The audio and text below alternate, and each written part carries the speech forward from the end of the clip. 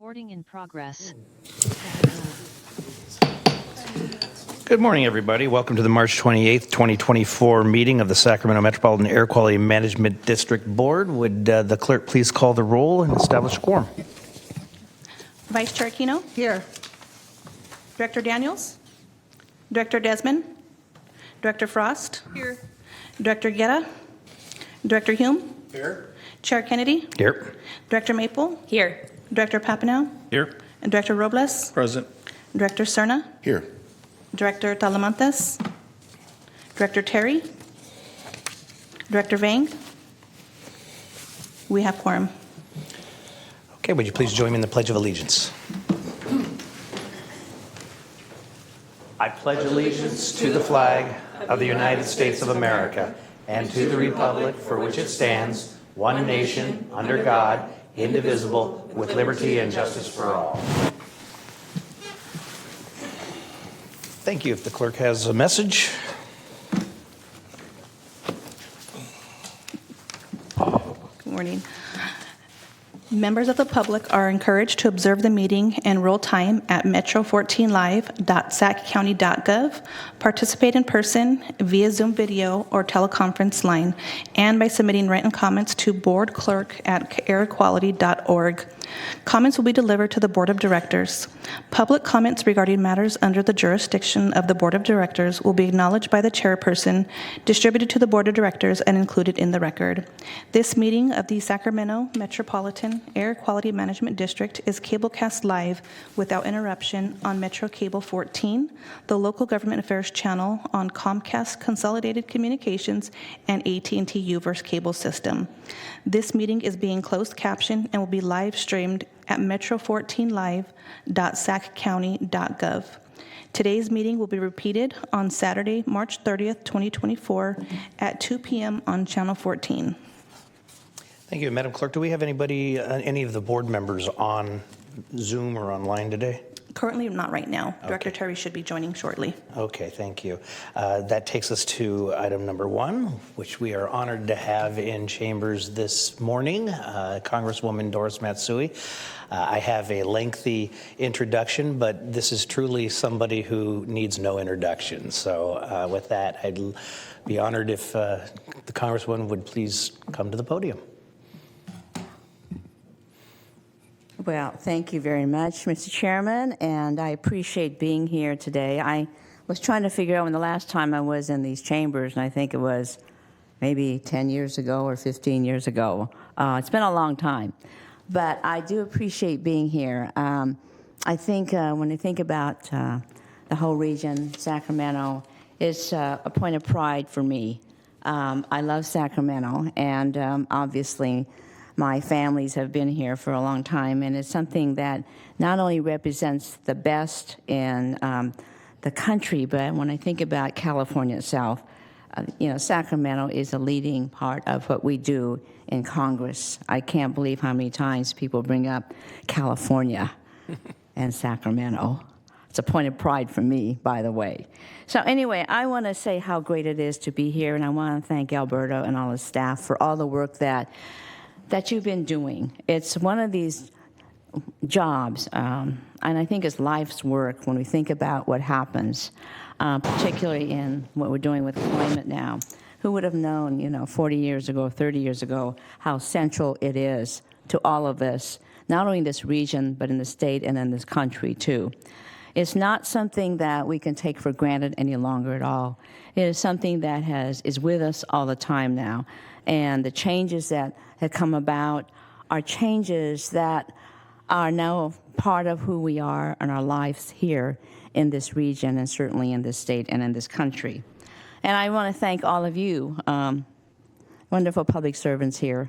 It really is something that is important here that you're here. And I really thank you for all the job that you're doing, too.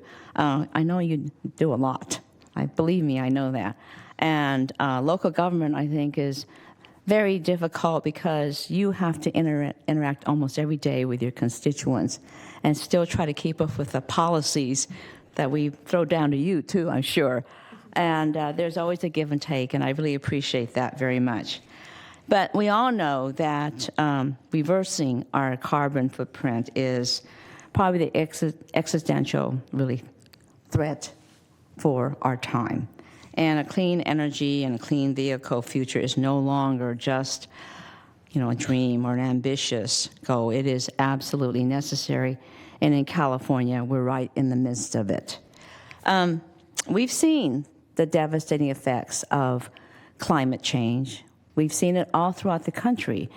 People thought it was mostly in California with what we've had with floods and with all the things that we've done with droughts and all of that. But you know what? It's all the way across the country. And not only that, but wildfires that really impact our air, which I know all of you are involved in. But across the country, too, with the fires that happened in Canada last year, all of a sudden the East Coast woke up and said, oh, this is what California goes through. We said, yes. But, they were so surprised when they saw the orange skies over Central Park. And the fact that, they couldn't see, their eyes were watering all the time. And that would be the future unless we do something. And that's what you are all doing. Luckily here in California, in Sacramento, we've been leading the charge, and that is so very important. And I know that you're going to be talking today about the Climate Pollution Reduction Grant Program today, which is going to be really critical. Now, most of you know that in Congress, I serve on the Energy and Commerce Committee, and where we oversee climate policy. I also chair the Sustainable Energy and Environment Coalition, where we add on to everything else that we've done in Congress to start really implementing a lot of these great legislations that we have passed in the last couple of years. And that does include the Inflation Reduction Act, which is not only the largest climate investment in the history of our country, but is also the source of the CPRG program, which is very critical for all of us. When we were considering how to make the most impact with our climate investments, the most important things for me was recognizing the regional needs of different communities. We're a region, but we're also different communities too. We have our own identities, but we do work together as a region. So the climate crisis is critical at a very local level and a neighborhood level, but also for the region itself as we try to put together a plan to ensure that we get ahead and make sure that we can prevent and mitigating the problems that come up. And the climate crisis, we know, is global. But the consequences, as I said, is felt in very many local ways. That's why programs like the CPRG are so vitally important. They rely on the wealth of knowledge like agencies of the Air District have by lifting them up into the national level in the lead role as we roll this money out. It is really critical, and you all have done such a great job. Alberto and I and all of you had numerous conversations about how everyday folks get the most positive impact from our climate initiatives. How do we reduce air pollution, support local job creation, and address environmental injustices that have persisted for so long? The answer is right here in this room. You have addressed it. You are addressing it. Whether the efforts of the Air District, SACOG, SAC-RT, SMUD, or any of our local cities and counties, the most important thing is we are all pulling in the same direction. And that is something that not all regions do. We do it. The Capital Region Climate Priorities Plan that the Air District just submitted does just that. It took everyone together to do that. It looks at the harmful emissions from the transportation, energy, land use, water, and waste sectors. It looks at ways that our actions really can benefit lower income and underserved communities, as well as all of us. It then outlines 24 climate measures that would create substantial greenhouse gas emission reductions and a myriad of environmental, economic, and health co-benefits. That's the whole thing about what we're doing. It's got benefits across all the sectors. Most importantly, this action plan shows that we understand our community and positions us well to compete for those implementation grants. In the meantime, I am really working hard to keep our momentum at the federal level. It is really critical. It's no secret, we all know this. The transportation sector is the largest source of U.S. carbon pollution, and this certainly affects our air quality here in Sacramento. And that's why I've been at the forefront of efforts calling for new, stronger emission standards across the board. Last week, the Biden administration announced their new tailpipe emissions rule for light-duty vehicles. This week, they announced their rule for heavy-duty trucks. Both are milestone achievements that will help us be on the track towards a cleaner, safer, more resilient future. Every single day, Sacramento serves as a shining example that we can embrace bold climate solutions and crack down on harmful emissions while also spurring an innovation. And I also say, I'm proud to say, yes, we're the state capital and we work with the state, but all this happens on the local level. We would not be able to come together as a region. And people say, well, the state capital is there. Yes, the state capital is there. But we're there. You're all there, putting together the plans that become what the region does. And essentially, you'll find out what the state is doing and what the nation is doing, too. I am pleased to be a part of the region. Sacramento is a wonderful place. We get going. We work together. We have our discussions, obviously. But that's good, because we all know how important it is for our children and our grandchildren. They do let us know how they feel, because they know they're the ones who are going to inherit this from us. So we have to do everything we possibly can to ensure that we give them the best platform ever. And I will just say this, it's my pleasure to be here. I love being home here and being able to tout what you're doing, and also take what you're doing and say, this is what we're doing in Sacramento, in our region, and we are pursuing everything possible to ensure that we have the cleanest air and environment and life possible. So I want to thank you very much for letting me talk a little bit here. But first of all, I just want to say, and last of all, and first of all, thank you for everything that you do. Thank you.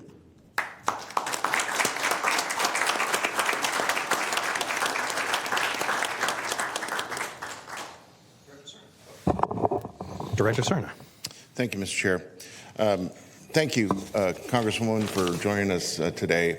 As you referenced, it's been some time since we've had the honor of having you in these chambers. And, you know, on behalf of myself, as a former member of the California Air Resources Board, and by the way, member Eric Guerra, City Council member Eric Guerra from the City of Sacramento, who serves now on the Air Board and represents the 5 regional air districts here.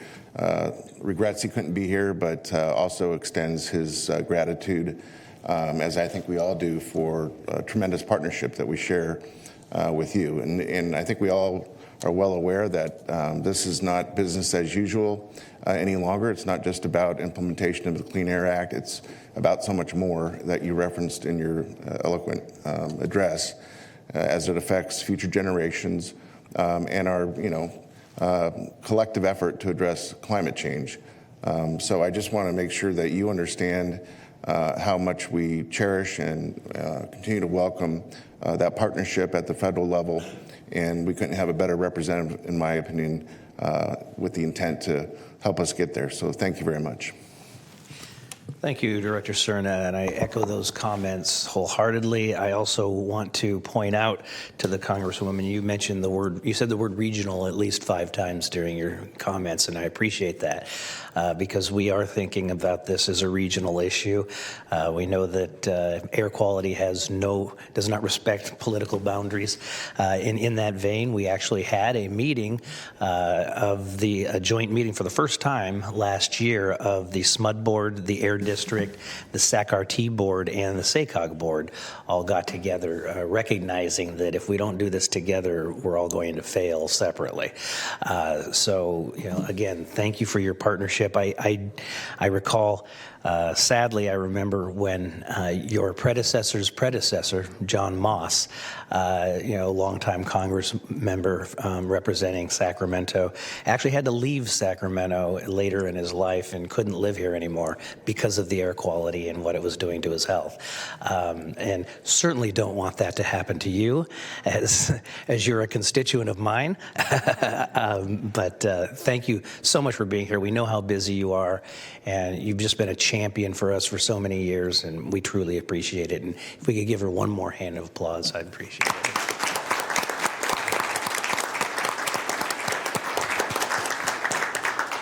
And with that, recognizing how busy a member of Congress is, do not feel that we will be hurt if you exit the building at this time.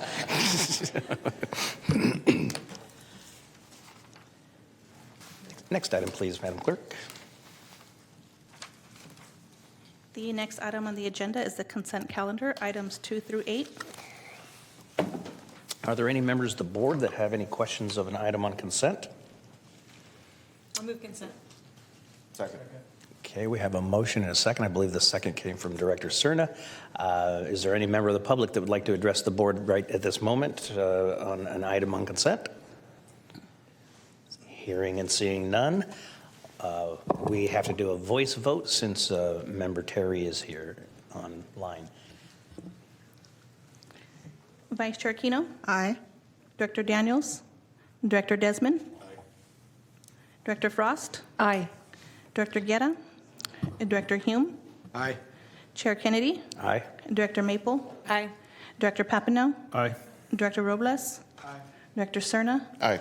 Director Talamantes? Director Terry? Aye. Director Vang? This item passes. Okay, thank you. Next item, please. The next item on the agenda is item number 9, the public hearing. We did not receive any request for the public hearing, so it has been canceled, and this item was moved to the consent calendar. Okay, and just to be extra careful, is there any member of the public that is here specifically to address the board on item number 9? Okay. So no action is necessary. Next item, please. The next item on the agenda, item number 10 on the discussion calendar, appointment of CalPERS retiree as extra help to transition administrative operations to the new Director of Administrative Services, and I have Denise Booth in chambers to give a presentation. Welcome. Thank you. Good morning, Chair Kennedy and directors. I'm Denise Booth, Human Resources Officer, and I'm here to chat a little bit about the resolution before you. I do have good news. It did not take us 6 months to fill the Director of Administrative Services position. We have Megan Shepard here, who started on Monday. She's with us this morning. As you know, Jamil Moons served as the interim director. That assignment ended last Friday. Per CalPERS rules, we cannot overlap those two positions, the interim and the new director. And that is why I'm here today, because as you know, CalPERS has the 180-day rule that retirees cannot return to work without a board resolution to return. There are 2 exceptions. One you approved last time for Jamil to return as the interim director. The second is as extra help. The Administrative Services Director oversees several key areas for the district, including communications, finance, general administration, which includes the building and fleet, human resources, and information services. There are several key initiatives and undertakings that this position oversees, including the area new system that's being developed. There's some part of it is being going live in July. There, of course, is the budget that's underway, and then the headquarters sale and relocation, among other things. So Jamil is available through the end of May to help with this transition in leadership. It's a unique opportunity that we have and that Megan supports in having a collaborative start to her success here as director. So again, it requires a board resolution to hire a retired annuitant within that 180-day window. Should you approve this resolution, all the paperwork will go to CalPERS for review and approval. If they deem the employment compliant, Jamil can start. So with that, I want to thank you for consideration of the resolution, and I open it up for any questions. Any questions? Okay, seeing none, is there any members of the public? Seeing none, is there a motion?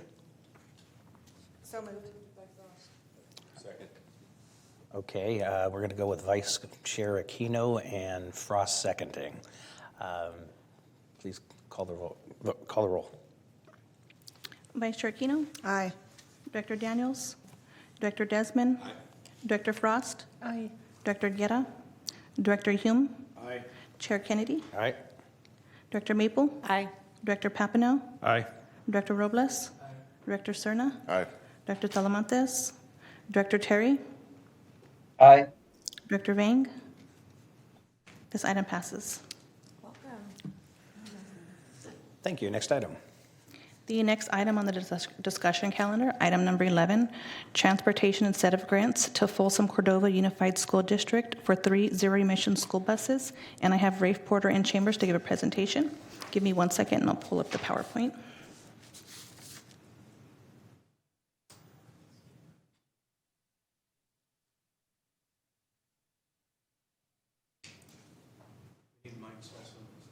Okay.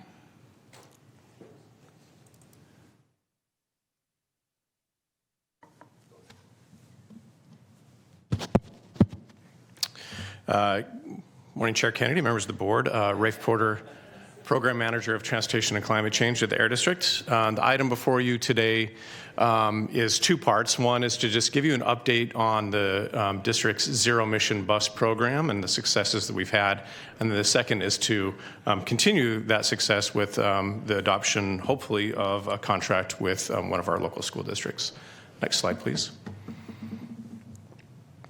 The zero-emission bus program through the Air District has been very successful. We've been doing this for a number of years. We actually are home to the largest zero-emission bus fleet in the nation in Twin Rivers Unified School District, and other school districts are jumping on board. This has been a priority for us for a number of years. We've channeled a lot of our incentive funds into this program. As you can see, we've done over $51 million towards zero-emission school buses and charging infrastructure, not only in Sacramento County, but we have a few of our programs and a few of our incentive dollars that extend outside of Sacramento County as well. So far, we've provided infrastructure and school buses at over 20 school districts, and the map on the right there kind of shows that distribution. Again, we've got a lot right within Sacramento County, but we do have a few in some of the outlying areas as well. To date, we've done over 200 school bus applications, with most of those actually already have been funded, with the buses out there actually providing the good air quality that we're all breathing today. Next slide, please. The item before you today specifically is for Folsom Cordova Unified School District. They do have a few buses already, but they are looking to expand their fleet by 3 additional buses. These buses will operate throughout the entire school district and specifically in disadvantaged and low-income communities, which is fantastic. Obviously, this is continued support of our transition to zero emission and the school district's transition to zero emission, and they're requesting $1.2 million in incentive funds for specifically the vehicles, and there's no infrastructure in this particular project. Next slide. So the action before you today is to authorize the APCO Executive Director to enter into a contract for not to exceed $1.2 million with Folsom Cordova School District, and if needed, to make revisions to that contract in order to implement the intent of the contract. That's the end of my presentation. I'm happy to answer any questions. Are there any questions? All right. Are there any members of the public who'd like to address the board on this issue? Hearing and seeing none, is there a motion? I will happily move the item as a former member of the Folsom Cordova School Board. Second, Terry. And an appropriate second. So Thank you. please call the roll. Vice Chair Aquino, Aye. Director Daniels, Director Desmond, Director Frost, Director Guerra, Director Hume, Chair Kennedy, Aye. Director Maple, Aye. Director Papineau, Aye. Director Robles, Director Cerna, Aye. Director Talamantes, Director Terry, Aye. Director Vang. This item passes as well. Thank you. Next item. The next item on the agenda is item number 12, Climate Pollution Reduction Grants Program Overview and Phase 2 Grant Applications. And I have Brianna Mullen in chambers to begin the presentation. Good morning, everyone. My name is Brianna Moland. I'm a climate coordinator with the Transportation and Climate Change Division with Sacramento Air District. I'm here with Rafe Porter, who's our program manager of the Transportation and Climate Change Division, and we'll be presenting in partnership with Kristen Waithwall, who's the Sustainability Manager with Yolo County, and Garrett Ballard-Rosa, who's the Green Means Go Program Manager with SACOG. So we'll be giving an overview of the Climate Pollution Reduction Grants Program, Phases 1 and Phase 2. This program really helps to reduce greenhouse gas emissions throughout the nation. It provides benefits for vulnerable communities, and also helps stimulate a greener economy. Next slide, please. So this program is sponsored by the EPA, and there's 2 phases. The first is for planning grants to develop climate action plans that can help reduce climate pollution. It includes greenhouse gas inventories, public outreach, and reduction measures. And Phase 2 is for implementation grants to put the plans from Phase 1 into action with a focus on implementation-ready projects that must be measures from Phase 1. And the grant applications are due next Monday. Next slide, please. So there are 3 grant deliverables as part of this program. The first is for priority climate action plans. Sacramento Air District recently submitted our priority climate action plan called the Capital Region Climate Priorities Plan on March 1st. It includes a greenhouse gas inventory, measures that reduce emissions, and lower income disadvantaged communities benefits analysis. Next up is our comprehensive climate action plan, which is due next year, and it includes emissions projections and targets, a benefits analysis, and funding and cost information for the measures included in the plan, as well as workforce planning analysis. And lastly is a status report that's due in 2027, and it includes a status update of all of the previous work, and also next steps and how the work will continue in the future. Next slide, please. So for the Capital Region Climate Priorities Plan, we created a steering committee made up of our 7-county region that includes Nevada County. Represented on the committee are metropolitan planning organizations, local utilities like SMUD and Roseville Electric, multiple cities from throughout the region, tribal partners, and also local air districts. Next slide. So we have a greenhouse gas inventory for our 7-county region, which found that our largest source of emissions is from on-road vehicles, mostly from passenger vehicles and heavy-duty trucks. Our second largest source of emissions is from the industrial sector, with emissions coming from fuel combustion. And then our third largest category is for electricity consumption. Next slide. So in terms of our outreach, we conducted a community benefits survey. We also conducted some stakeholder interviews, as well as formed an outreach advisory committee. And so the results of our outreach told us that the largest and most concerning source of air pollution for residents was from passenger vehicles and from wildfire smoke. Top priorities for air pollution reduction are to improve public health and lower energy bills.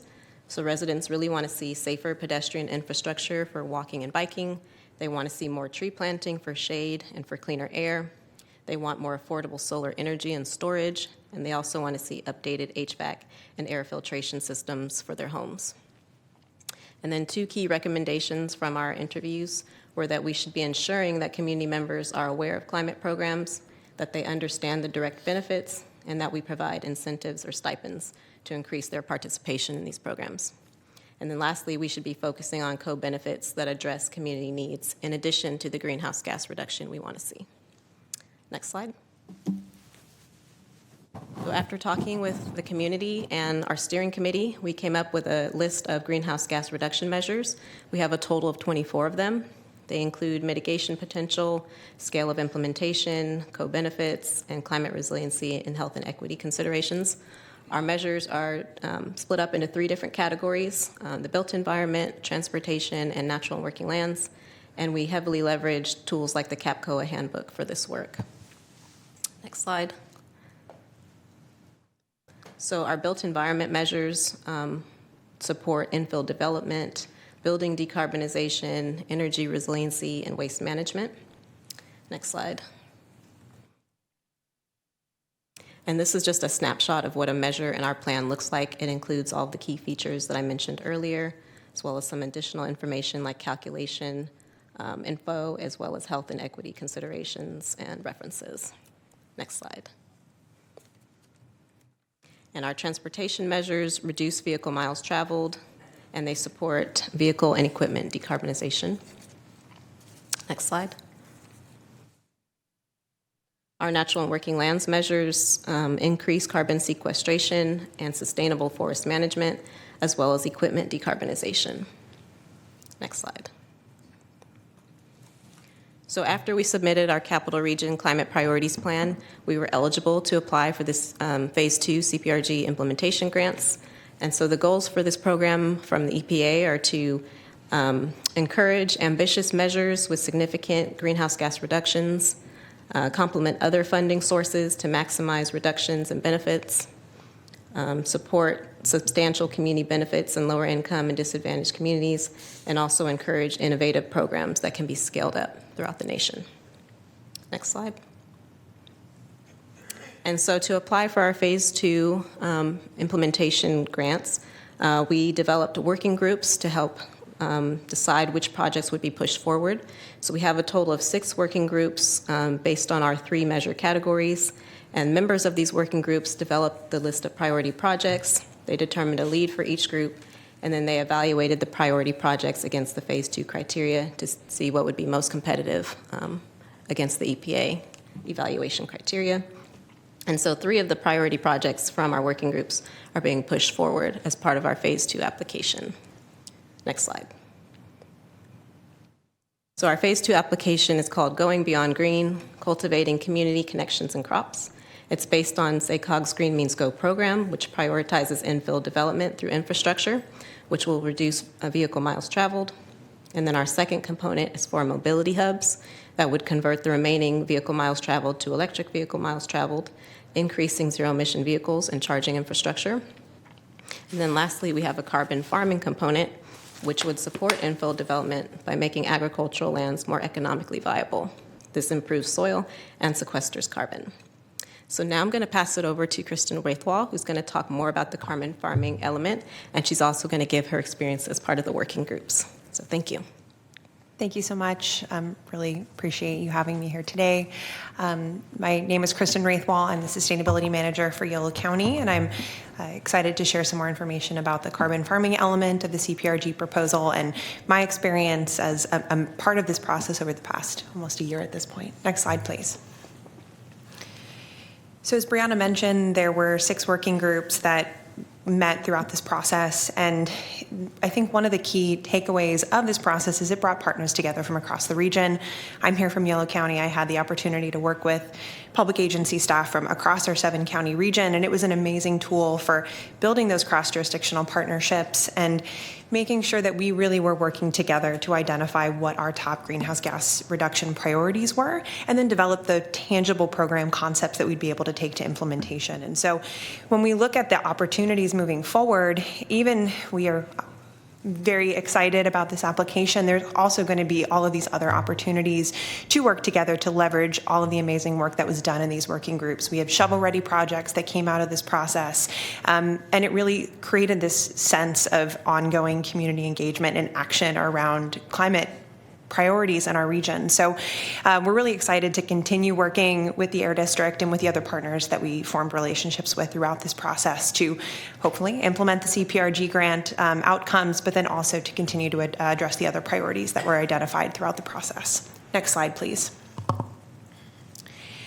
And so there are 4 key elements of the carbon farming element of the CPRG application. The first, we want to start by identifying the carbon farming practices that are most effective at the local level, depending on soil type, crop type, the co-benefits that farmers are looking to achieve through their work. You can really take this massive list of practices that are available and out there and narrow it down to ones that really get you the most bang for your buck in terms of emissions and co-benefits, whether it be improving your water holding capacity of your soils, increasing biodiversity, and then sequestering carbon. That's really one of the key priorities that we're looking to maximize throughout this process. So the second element of the program is developing technical assistance to do site-specific carbon farm plans. It's hard if you are trying to break into the space for the first time to know the most effective practices to implement on your farm. And so we are planning to hire a team of technical assistance providers who can work directly with farmers and ranchers and land managers to do site visits, look at their site, and do a walkthrough based on the co-benefits that they're looking to achieve and our climate priorities, mapping out what practices are going to be most effective for a given site. We're going to be developing a one-stop shop funding and application portal where then farmers would be able to go, take these practices that they've identified through carbon farm plans or other means, and submit a single streamlined application. There are so many different tiny pots of funding. It's really, really hard to navigate this space as a grower. And so being able to pull resources into one place, have technical assistance providers there who can sit down and work with the farmer through the process of identifying their proposals and fund it in a single streamlined application, we're really going to be able to accelerate the pace and scale of carbon farming in our region. And then finally, we will have ongoing support for program development and implementation and monitoring. We want to see this program, and we really think that it has the structure to be scalable statewide and nationwide.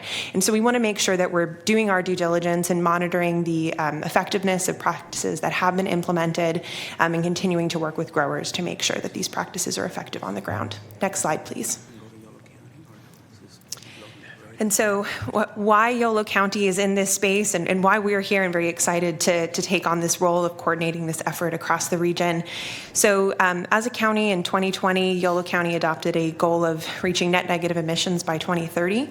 It's an extremely ambitious goal, but part of the reason that our board felt compelled to do that was we're a county with almost 90% of our land dedicated to natural and working lands. So when you think about the opportunities that exist, carbon sequestration, carbon farming is one of the key tools that we have at our disposal to address our climate emissions. And so as over the past several years, the county has been developing a wide suite of programs related to carbon farming. It's a top tier priority for our Board of Supervisors and for county staff. And we've had the opportunity to form really close partnerships across the region around carbon farming, both with resource conservation districts, farming associations. And so we're really excited to be able to leverage those relationships that we've developed and then fostered through this working group process to implement a regional program. So thank you so much, and I will pass it on to the next speaker. Well, thank you, Kristen. My name is Garrett Baldrosa. I manage the Green Means Go program at SACOG. I want to echo Kristen's remarks about the partnerships that have been formed through this process. I want to thank Air District staff for leading a 7-county region towards a competitive grant program in a very short timeline. I think the power of this CPRG proposal, I think it echoes the Congresswoman's remarks this morning. It's really taken a regional approach to reducing climate. You heard from Kristen about the strategy for the region's working lands. The second bucket in this proposal is thinking about the built environment, the more urbanized areas, and we're thrilled that Green Means Go will be a framing for this concept moving forward. Green Means Go is a collaborative program housed at SACOG that's supported by all jurisdictions in the region to think about strategies and investments we need to accelerate infill. Next slide, please. So what we're trying to do in Green Means Go, it's a place-based strategy. We're trying to funnel investments towards infill, but we know that those investments will need complementary investments in transportation around modes and also around electrical vehicle charging. Next slide, please. We know that putting revitalizing existing communities that have access to different travel modes, that are near neighborhood services and amenities, is a key strategy to reduce greenhouse gas emissions. And you see from here, this is some of SACOG's work about that connection between land use and transportation is really one of the leading factors to get us to our greenhouse gas reduction targets. Next slide, please.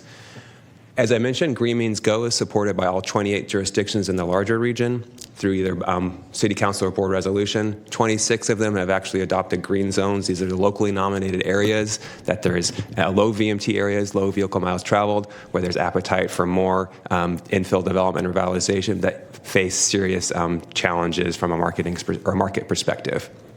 We've been successful, thanks to the leadership of you all and others, to bring in a first round of Green Means Go, about $35 million in state funding, and just last week we heard about another $22.5 million in a big federal grant that was going to be housed through SACOG. This would be the next step of really allowing Green Means Go, which was conceived as a pilot program, to get its legs underneath it and hopefully have a sustainable path moving forward. Next slide, please. So what would we be doing in this grant and in Green Means Go? Again, accelerating infill development within existing communities. We fully recognize the risks and the challenges of doing this. Green Means Go builds off multiple years of engaging the housing community, development community, and others. And one of the key challenges for infill development is the backbone infrastructure was built not envisioning the type of uses that are being talked about in Green Means Go. A lot of this is old commercial corridors, right? And the water, the sewer would simply not just accommodate the revitalization. Also, it's very dated, and a lot of these corridors are underserved. So that's not the only challenge to see new development in these communities, but it's often one that's not addressed elsewhere. So that's been really the focus of Green Means Go, is how we can help sort of funnel resources, get technical assistance, and get those water and sewer upgrades needed so that those corridors are development ready. Next slide, please. So if this region is successful in the CPGR grant, that's what we'd be doing in the second bucket, the built environment. The next wave of capital, physical infrastructure investments for those backbone utilities, sewer, water, stormwater, dry utilities that are needed to activate housing production in your local green zones. And again, these are infill areas with travel choice, access neighborhood services, but we know we need to pair the backbone infrastructure with the transportation investments, and that's the third bucket. I'm pleased to pass it over to Rafe Porter, your staff here on the Air District, to talk about that bucket. Hello again, Rafe Porter, Program Manager of Transportation and Climate Change at the Air District. So I'm going to be talking a little bit about the Transportation Working Group, some of the efforts that came into that, and how we coalesced around the idea of mobility hubs is what we're going to move forward with Phase 2. Next slide, please. There was two main focuses on the transportation side through the working groups. The first was zero-emission vehicles and how do we make that transition more seamless. There was a large focus on the transition of the public sector to there, but also making publicly available infrastructure and vehicles as well. And the second component was active transportation. This had a large focus on things like safe routes to school and safe routes to transit, but also there was a large bike share and e-bike sharing component to this conversation, as well as trails. There's been a lot of work regionally on trails, and so there was a large component on that as well. They focused, the working groups focused on shovel-ready projects, so not only what are the pie-in-the-sky ideas, but what are things that are already in general plans, specific plans, climate action plans, things that are already have some additional funding but maybe have a gap. So that was the focus on what the working group was looking at. And they really wanted to look at how do we focus in on that. So obviously in transportation, there's a lot of things that we could be looking at. So they were looking at a couple of key pieces to really get to this Phase 2 grant application. One, the first one is competitiveness. So how likely are the projects going to be competitive, not only within our region, but once we actually submit to EPA, what are the projects that are really going to shine? We did have some assistance from EPA on this. They actually had some consultants that put together some scoring rubric that we were able to use to kind of gauge on how competitive some of those projects were going to be. The second piece was the availability of other funds. So not only what are we looking at to leverage our funds to have some existing programs, but are there other funds out there that could actually close that gap? And if there are other funds that could close that gap, then maybe CPRG wasn't the best opportunity. And then the last, and we've talked a little bit about this, is are there funds that we could already leverage? Are there things like Green Means Go that already have a lot of funds available but just need, again, that last extra piece to fill in that gap? And all of these three combined is what the working group looked at. And based on those, and especially on the competitiveness and available of other funds, we actually eliminated the active transportation component to it. Based on the work that we did with the EPA consultants, as well as some federal lobbyists that we're working with, they identified a lot of other federal funds that were available for active transportation for things like trails and safe routes to school and the like. So we eliminated that and focused mostly on the zero emission vehicle component. Next slide, please. Within the mobility hubs or the zero emission vehicle piece, there was 3 measures in our priority climate action plan that we focused on. So I'm going to quickly go over those. The first one is obviously just that transition to zero emission vehicles. We had over 20 projects identified from our working group, so a lot of interest in this particular piece. And again, the idea around mobility hubs. So how can we focus these, this transition and put these infrastructure in ways that's going to benefit a lot of people at once? So again, a lot of focus on public fleets, but also transit and publicly accessible charging, again, so it can be used by everybody. This is actually one of the largest measures in our priority climate action plan, as you can see in the bottom there. The total reduction, if we were to implement the full scale of the measure, would reduce over 1 million tons of CO2 equivalent per year. We're only proposing a small portion of that, so we're not going to get that full 1.1 million tons, but a pretty big portion of that. Next slide, please. The second component of the mobility hubs piece that we're looking at is public improvement to public transit. We had quite a few, again, projects identified in this, and they range from running BRT to just extending service and service hours. But we also had a lot of focus on transit shelters and hubs, so just making transit a little bit more accessible. Imagine if you're, trying to catch the bus on Franklin Boulevard and there's not a bus shelter, providing that bus shelter just makes transit that much more accessible and people want to use it that much more. So that's really going to be the focus on that, is around, again, these mobility hubs. Where is there a collection of mobility, and can we induce more transit ridership in these areas? Next slide, please. And then the last area of mobility hubs is TDM, or transportation demand management, about how do we think about moving people out of their vehicles and getting them into alternative modes of transportation. There was only 3 projects identified by the working group, but they were fairly large projects, and they were things that we thought could really be scaled around the region. So we brought this into it as well. This includes microtransit, car share, which would be an extension of the Air District's existing car share program, and then just general accessibility issues as well. Next slide. So kind of taking it back up to the 30,000 foot level. So we had the Green Means Go component, which Garrett described. We had the natural and working lands that Kristen described in Yolo County, and then the mobility hubs. And you can see the measures there in the middle that they're implementing from our priority climate action plan. In total, we're looking at about $90 to $94 million for this grant request. We've got $40 million roughly for Green Means Go. We've got about $40 million for the mobility hubs, and about $14 million for the natural and working lands. The one thing that we think makes this application very strong is that we're not just inventing this new. It's not coming from scratch. These are existing programs, and a lot of work has been put into this. Garrett talked a lot about Green Means Go and the work that they've already done on that. So this is if we get the funds, this will be putting it into an existing program, not something that we need to invent from scratch. Same with the mobility hubs. The Air District already has one mobility hub implemented, and it's up and running. It's been active for about 6 months, and it gets a lot of ridership. And we're currently looking and building other mobility hubs as well. So again, it's not an existing program. The Yolo County's Carbon Farming Partnership and the One Stop Shop, while these are going to be new efforts, the county has put a lot of work into this, and so it's not going to be having to create it from scratch. It's going to be a plug-and-play program. They just need the capital infrastructure to get it off the ground. Next slide, please. I did want to say that if we do receive, whether we receive funds or not, hopefully we do, that is not the end of our CPRG work. We actually have a couple of more deliverables, as Brianna alluded to earlier. We are actually already beginning the comprehensive climate action plan work now.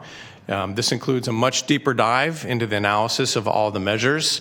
It will continue to look at the low income and disadvantaged community portion as well and do a deeper dive into that analysis. We're actually going to be bringing in 3 additional measures that weren't included in the initial analysis. We're going to be looking at an electric bike share and what that would look like around the region. The second one is biomass to energy. We've talked a lot about biomass here in this board, and so we're going to be bringing in a component to that. And what does non-combustion use of biomass look like into the transition to energy and hydrogen? And then the last one is grid resilience. We've been working quite a bit with SMUD to bring some of these pieces forward. We almost got them into the Priority Climate Action Plan, but we needed to get that submitted earlier this month, and so we missed the mark there, but SMUD is ready to go and move forward with that piece as well. And then there's going to be a much deeper and more robust look at all of the measures and the impact that they have on workforce development. We're going to be working very closely with Valley Vision.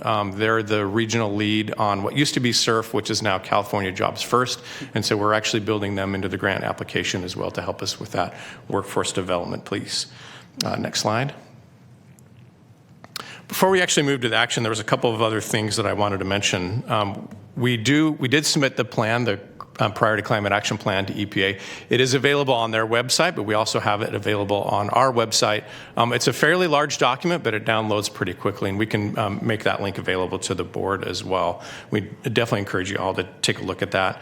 And then lastly, SACOG and YOLO are not only here to represent the work that they've done, we're actually going to be putting them into the grant application as a sub-awardee, so they will be leading those efforts individually as well.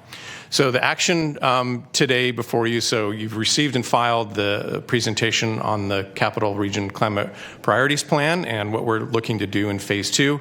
And then the action that we're actually asking is for you to adopt the resolution, which is in your board packet, to submit the Going Beyond Green to the Phase 2 application to EPA, and if awarded, to enter into contracts to implement the plan. So I will stop there, see if there are any questions. Supervisor Desmond. Thank you, Mr. Chair. Thank you, Rafe. And this is kind of Rafe and Garrett, I guess, is you talk about leveraging other funding sources, certainly identifying those. I mean, as you know, the governor did not include, I think, funding for REAP. And will that impact our efforts to obtain this grant funding? I'll say a little bit, and then I'll kick it over to Garrett a little bit more to go into depth. We don't think so. There's still quite a bit of funds that SACOG has leveraged already, and a lot of effort already underway. There's actually no match requirement for the CPRG Phase 2 grant, so it's really just showing a little, as much money as we can potentially leverage. But we still think that the program is going to be very competitive, and the fact that it's relatively unique around the country, we think it's going to kind of keep a competitive edge. I'll kick it over to Garrett to see if he can talk a little bit more in detail about the impact of REAP. Yeah, not much to add, Rafe. That was great. So, of course, it's the governor's proposal is to cut half of REAP, and that's the seed money for Green Means Go. It's a proposal at this time. We're working very hard to protect that. But even if that would be in half, there's the new federal grant we were awarded, and also there's just so much local money on these corridors, too. We have no problem pointing to leverage. As Rafe mentioned, there's no match requirement for this EPA grant, and so we feel very strongly that we have our feet under us when Green Means Go, regardless of what happens with this, the governor's proposal. Great. Thank you, Gary. I appreciate that. Nevertheless, I think we should still, in our advocacy efforts with the our legislative delegation, is to mention this and the importance of that REAP funding in conjunction with all these other funding sources to make Green Means Go work, right, and maximize its benefits. Absolutely. If I could just add on real quick, Supervisor Sivan, absolutely. REAP, CPRG, we know this is getting momentum behind these corridors, but we know the need for these corridors. So even if both were to be made whole, that's just a drop in the bucket. So I think just remind ourselves that it's not like if we get CPRG, we won't need those initial set of funds. Okay, thank you. Director Maple. Thank you, Chair. Just wanted to say thank you so much for all of this work. I know, we have challenges in terms of funding, not just at the local level, but at the state level and beyond. And but these are really important projects in this work. And I really appreciate especially the regional focus. And I know that was the point of this. I think we're realizing more and more at all the work that we do, whether it's around this or homelessness or transportation, that we have to work together, and we accomplish so much more when we do that and we have that greater vision. Also really appreciate bringing in partners like Valley Vision, and I know they've also done a lot of work on this. And so I would be remiss if I didn't mention, you mentioned Franklin Boulevard, that's in my district, and I've been in that position, and so have many of my constituents, and so I appreciate that focus on transit really envisioning this new future that includes, that people using these alternative forms of transportation, electric bike shares. It's very exciting. I just got another EV. I had an old Leaf, and now I have another EV. So I'm really focusing on that infrastructure building is important too, because as many of us know in this room, it's a chicken and egg problem, especially with low-income folks. Is the infrastructure there for me to be able to actually know that I can get an electric vehicle to work and back? I can get it charged, and I think that we still have a lot of work to do. But this is where it begins to do that. And then on the last point I wanted to make is on the infill development. I really appreciate that program because I represent 6 different business corridors in the city of Sacramento, and many of them have a lot of opportunity, but the infrastructure is the challenge. And so the more work that we can do on that front to make those opportunities a reality, I think we can really make some progress on our goals in terms of climate change and on our housing goals. So just really appreciative for all the work that you do. Thank you. Thank you. And I'll kind of piggyback on both the director's comments, and that's specifically when it comes to infill. And this isn't so much specifically about CPRG, but whenever I get a microphone in front of me now, this is what I'm talking about. Because we all recognize the need for infill if we're going to get to our goals. It's just a given. Problem is we no longer have things like redevelopment funds that we used to depend on for infrastructure for those projects. I have a lot of people come to us all the time on the same corridors that Director Maple's talking about and says, can we get some help with the infrastructure so that we can do these infill projects? And unfortunately, the county just, the answer more the times than not is no. Green Mean Go, fantastic, not enough. And so that's why I'm a proponent that I think if we're really going to do something about this and really make a difference in infill, we have to look at this as a statewide issue. And we need to, look at something that's, big and bold, like a climate infill housing bond, and something that will actually, take Green Means Go and put it on steroids. So, thank you. Any others? All right. Any members of the public like to address the board? We have one member from the public. Okay. I have Mr. Mike Costa with Placer County Transportation Agency. Good morning, Mr. Chair, members of the board. Mike Costa, Principal Transportation Planner with the Placer County Transportation Planning Agency. I'm very excited to be here today to support the application for the Going Beyond Green that staff has prepared and presented today. It's an exciting application, and to echo some of the comments that have been made, especially from Congresswoman Doris Matsui, this application truly represents a regional approach and a regional collaboration that is just exciting to work on. I was actually part of the steering committee with your staff, and it has been an excellent project to come together over the short period that we had to prepare all of this. So I just want to, again, echo my support for this application and also acknowledge the great work that the team, Rafe, Brianna, and Paul, and the rest of the team had put together in this. And if you have any questions, again, I'm just really excited for this opportunity, and hopefully we get the funds. Thank you. Thanks for coming down. Appreciate it. Any others? Hearing and seeing none. Is there a motion? Oh, I'm sorry.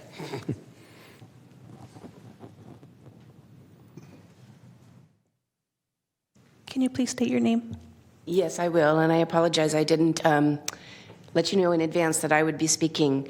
Good morning, Chair Kennedy and board members. I'm Carrie Luck, Sustainability Manager for City of Davis, and I'd like to commend Sac Metro Air District for taking the lead on the CPRG Phase 1 Priority Climate Action Plan and the Phase 2 implementation grants called Going Beyond Green. I'd also like to really note my appreciation for Sac Metro's regional leadership in the full 7-county area, including cities and counties that are not within your region, because I think it's been a very, very important effort.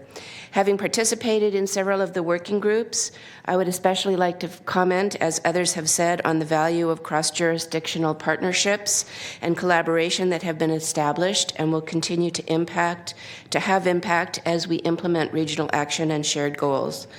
As we address carbon reduction and sequestration actions together, we have focused on elevating the benefits to low-income and disadvantaged communities, which I think is really, really important. And finally, I'd like to extend specific thanks to the Sacramento staff, Brianna, Rafe, and Paul, among others, as well as working group leads Kristen Wraithwall from Yolo County and Garrett Ballard-Rosa, SACOG, for their time and effort. I'm really looking forward to continuing to work together to have a stronger impact as we implement these goals. Thank you. Thank you for coming. Any others? Director Maple, you see anyone else? Okay, thank you. Thank you, appreciate that. Okay, is there a motion? I will move the item. I'll second. Okay, we have a motion and a second. Please roll call vote. Vice Chair Aquino? Aye. Director Daniels? Director Desmond? Aye. Director Frost? Aye. Director Guerra? Director Hume? Yes. Chair Kennedy? All right.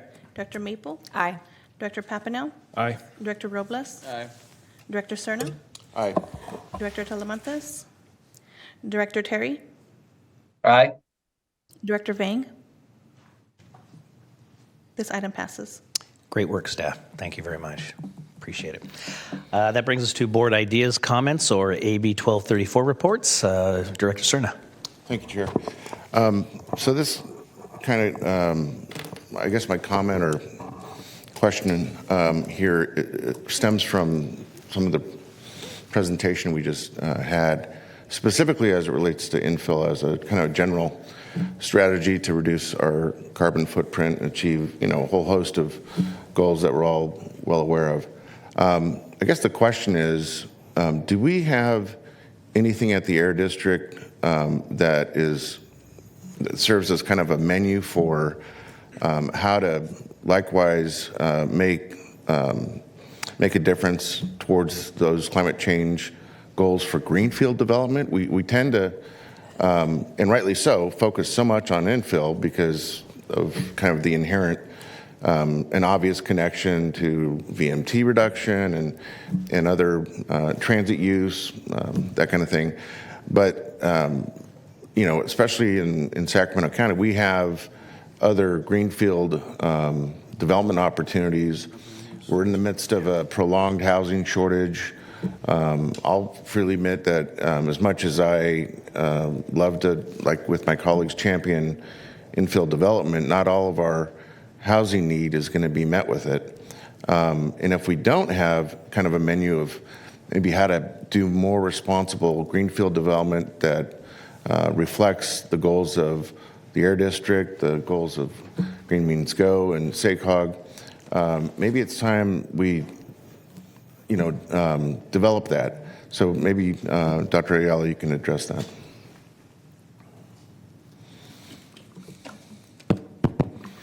Thank you, Director Cerna. I'm going to have Rafe give you a more direct answer, but I do want to paint a high-level picture. You're absolutely right. We're not myopic in terms of thinking that infill is going to solve all of our problems, right? Because we recognize that we're not taking a one-size-fits-all approach. It is a potential area where we want to expand into. At the moment, we're not, as you hear, as actively or proactively doing anything in that regard. But that doesn't mean that as we get prepared and think about our future and how the region is going to prosper and how we're going to be ready to adapt to our changing climate, that is certainly one of the areas that we're going to be very mindful about. But Rafe? Yeah, so the short answer is yes. We have tools like our CaliMod tool that we work with your staff to kind of implement so they can do an analysis to see what kind of impact certain measures will have. We talked a little bit about the CAPCO and GHG mitigation handbook. That's another tool that's out there that we work with your jurisdictions on. Our staff actually does quite a bit of comments on land use plans and new developments that come forward. And we work, again, with your staff to try to find ways to mitigate GHG and other pollutants. And then lastly, we actually put together air quality mitigation plans. If there's going to be an exceedance, whether through the construction or the operation, once it's actually built. So we do provide these tools and this analysis and input, and then it's really up to, at the local level, your staff to help implement that. We do a little bit of policing, and so if we find that there's areas that it's not working, we will sit back down with your staff to try to work that out, but it's really up at that local level to get those things implemented. So, thank you for that. I think it would be worthwhile to, at some point, not immediately, but at some point, maybe sometime this year, have a briefing, an agendized item that really educates this board about all those measures. I mean, I get it. You respond to comments on EIRs like so many other agencies do in the space of air quality and climate change. But I'm looking for something that is very early in the development process. So you might have an assemblage of landowners that want to pursue a PUD or a specific plan, something like that. And from the very time that they announce their intent to want to change land uses and pursue entitlements, that they know that there is this opportunity to do it more responsibly and with an eye towards the same goals that we hope infill will achieve. I think the nice thing about what we are starting here today is you can get a sense that we're creating the infrastructure administratively and otherwise so that in the future we can bring back things like what you're talking about. Because in my mind, as you're talking, we could stand up a parallel process, a parallel project that looks at not only infill but the greenfield issue. We're not precluded from doing that as a part of this planning process. Again, we have the steering committee, we have the partnerships. We hear you. We will bring something back. Again, we may end up very similar to what the chair said, where we may come up with some regional solutions.